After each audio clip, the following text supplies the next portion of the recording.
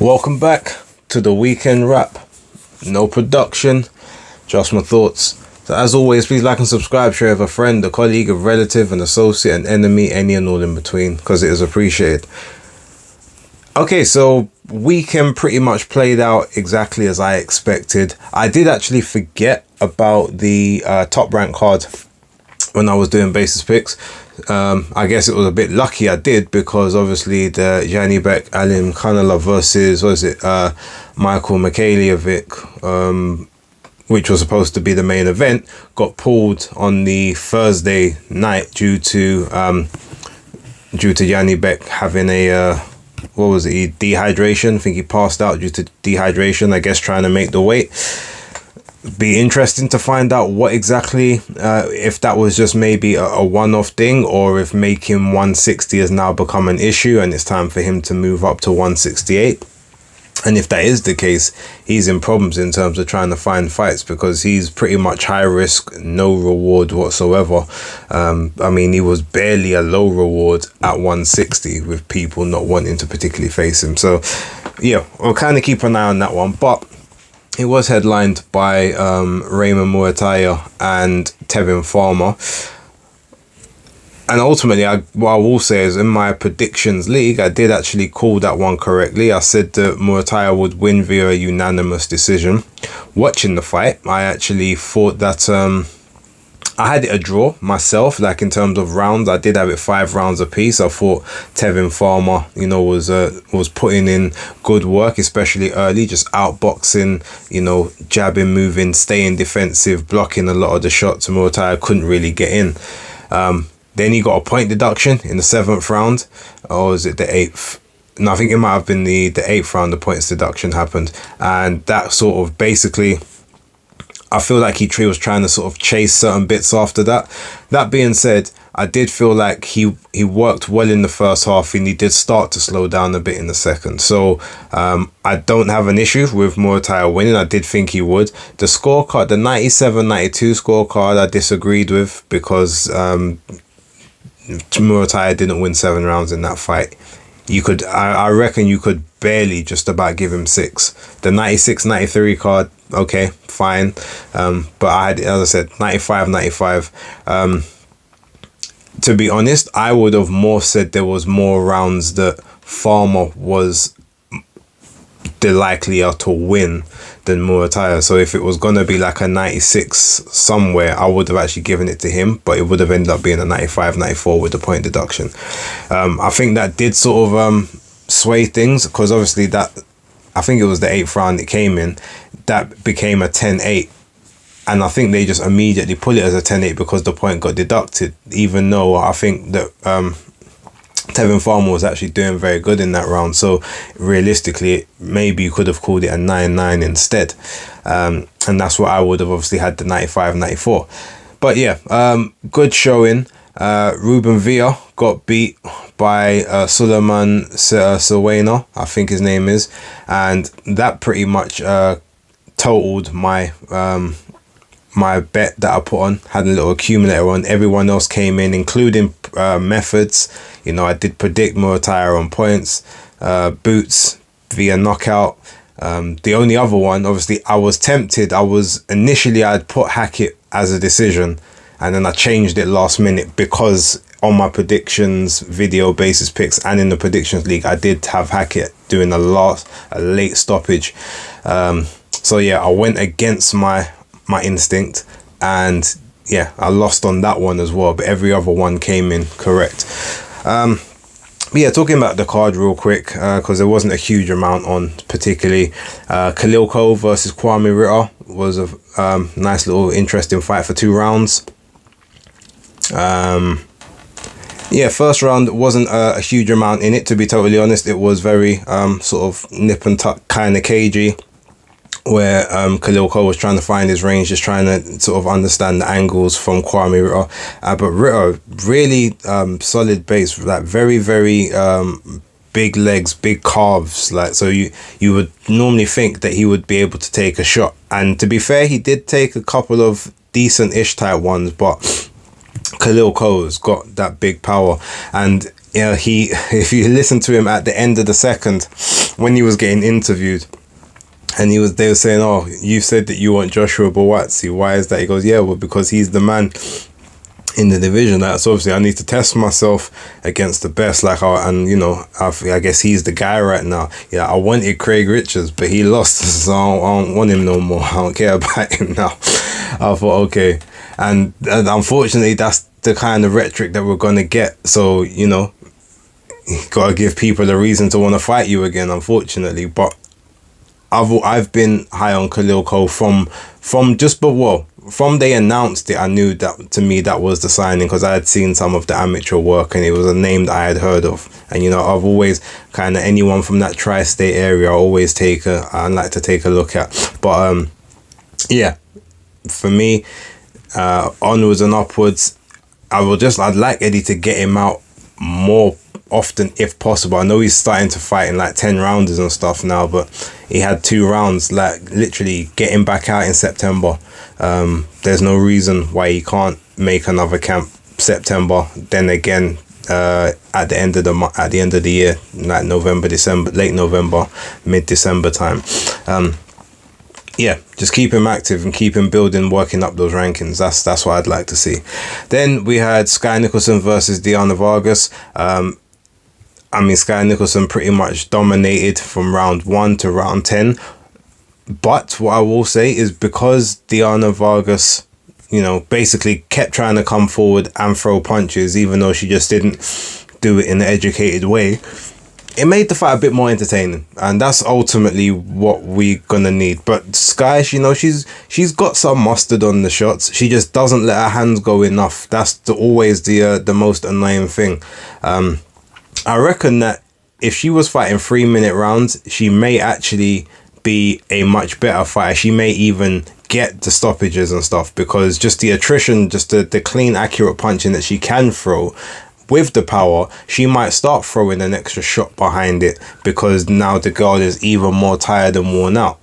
On the opposite hand, it could be, if she gets in there with someone that's actually a volume puncher that's going to make her work, she might get tired with the economical, constantly moving around the ring style. So her and Raven Chapman, her and Tiara Brown, both of those fights need to happen next, and I think those are supposed to be the next 2. So definitely looking forward to that.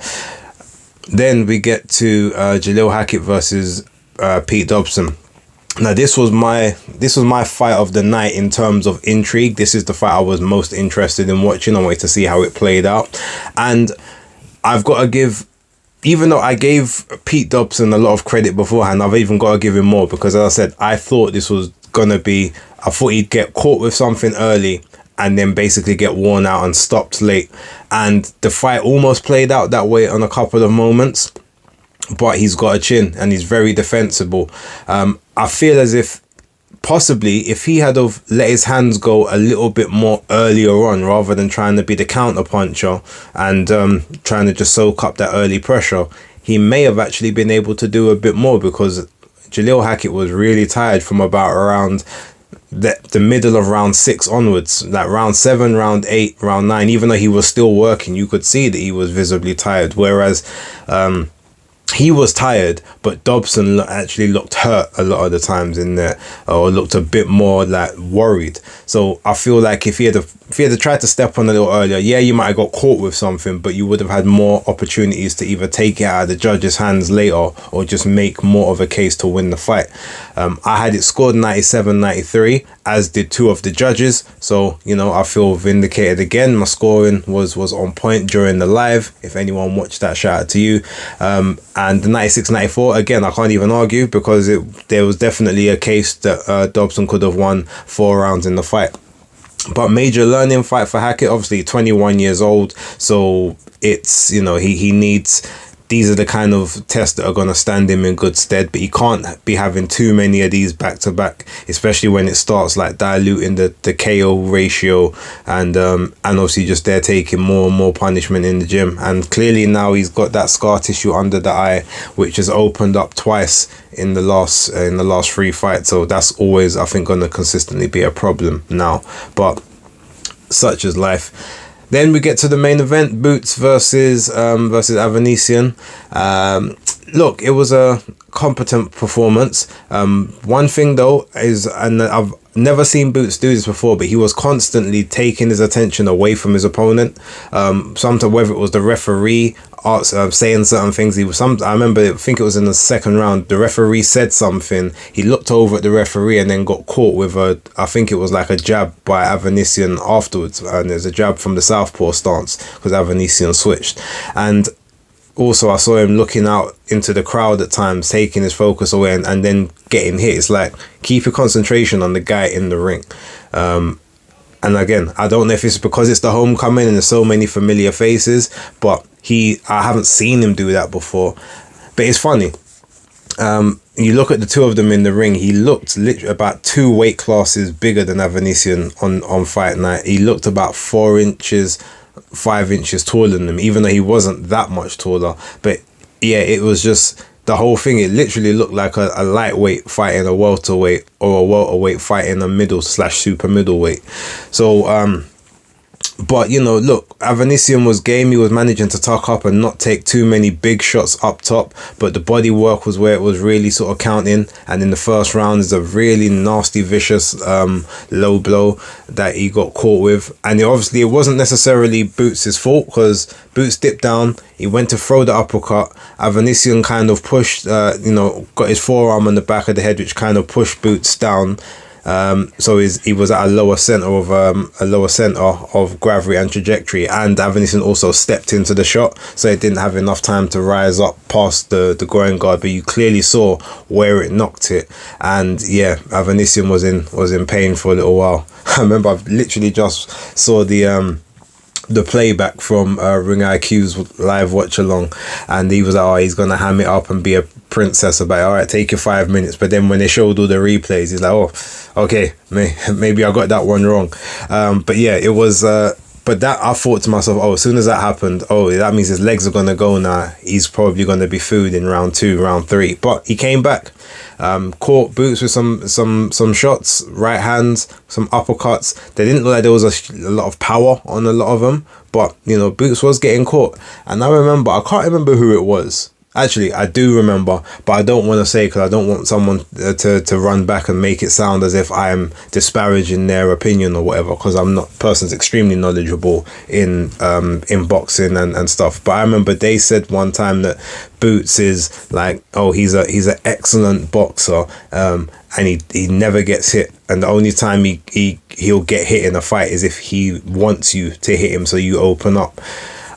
I remember when I heard the guy say that, or say something to that effect, and I was like, that's not true. He's not as defensible as you think he is. Yes, he's a very good technical tactician, but he gets hit, and it's not because he's lulling you into a false sense of security. He's getting hit because he's defensively absent at the time. And this fight was that, especially considering of how much ranger he was. He could have kept distance and just fought from the outside and just busted up Avanesyan that way, but he wanted to get on the inside and trade, which, with the smaller guy with the shorter reach, that's not really the tactics to do. But he used his size, manhandled him, bullied him about. In the 5th round, he was actually got put on the ropes. He got a shot thrown in at the body, got a shot thrown up top, but as soon as the shot landed up top, he came back with his own counter, knocked Avanesyan down, and Avanesyan sort of took a beating for the rest of the round until it ended. And I think they say that Avanesyan's jaw was maybe broken, because his trainer pulled him out, told the referee, no, look at the jaw, it's not good, we can't let him continue, we're going to stop this one. So Boots ended up getting the 5th round stoppage. So he got it a round earlier than Crawford. I did predict he would get him out of there in the 5th round, and I knew that it was all going to be about saying that you did it quicker than Terence Crawford did, or Kavialowskis. And yeah, I guess we now wait and see kind of what happens moving forward with those two. I'm going to leave it there. As I said, there's not really a huge amount more to say. I will say shout out to Tevin Farmer. He came a lot better than advertised to the casuals. Like I said, I predicted he'd lose, but I knew Muay wouldn't be good enough to knock him out or to get him off rhythm. And to be honest, there's everything to say that possibly he could have pulled that one out.